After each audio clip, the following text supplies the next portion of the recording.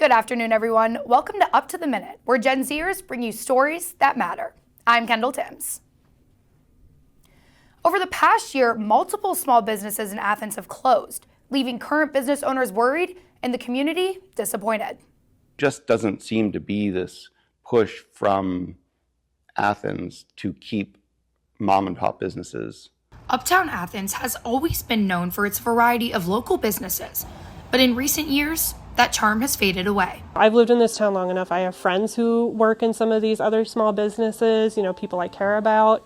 And so it's hard to see them struggling. Celeste Polsinelli, co-owner of Little Professor Book Center, says recent improvements to the Lostro building has caused problems for several businesses, including Jack Neal Florist and Grub & Go, which are now closed. They need to be done, and we understand that. The issue has become that sometimes the city is not good about communicating with businesses about those things, and also that the construction can be very disruptive to the flow of business. On the other side of Athens, co-owner of Ohio Valley Running Company, Jonathan Bernard, is experiencing different struggles. We've never been in a tight spot before in 8 years, and suddenly we found ourselves in a place we'd never been. Bernard tells me COVID shopping has changed people's shopping habits.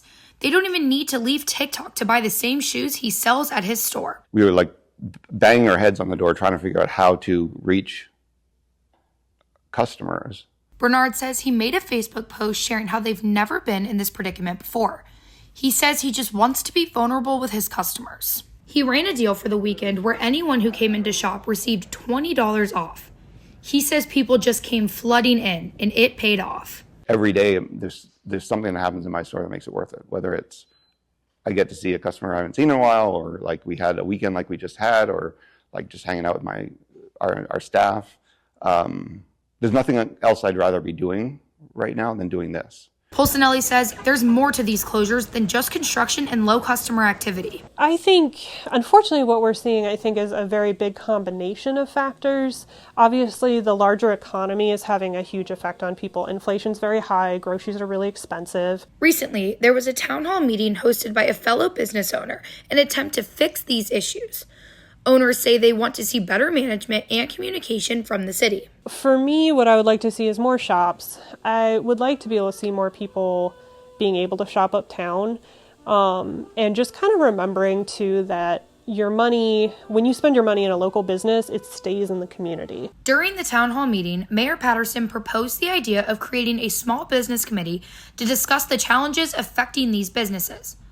Polsinelli says she used to be a part of the Athens Uptown Business Association, but it no longer exists. She says she's working to get that revitalized in a new way. I would like the group to be able to gain better understanding on how city functions, and then be able to respond and plan actively rather than reactively. People might just think you're always going to be there until you're not. That's what people thought about the movie theater. That's what people thought about Soul Restaurant. That's what people probably thought about Jack Neal Florist, that shop there all the time. And that's what people think about us. This has been an ongoing issue in Athens. Mayor Patterson says it's now a matter of advertising your business and getting people in your door. He says it's going to be challenging, but he says that's how local economies work. Not only are businesses closing locally, but nationally too. The popular chain restaurant Denny's is closing more restaurants than originally planned. Denny's, last year the restaurant chain announced it was shutting down 150 locations. However, in an earnings release Wednesday, the company revealed it closed 88 locations last year, and it will close between 70 and 90 locations this year. That brings the figure closer to 180 closures. Denny's says some of the diners closing have expiring leases, have been open for 30 years, making them too expensive to remodel, or are in areas that have become unprofitable. Denny's has about 1,300 locations across the United States. They have struggled in recent years due to inflation and rising food costs, so the company hopes these closures will help them save money.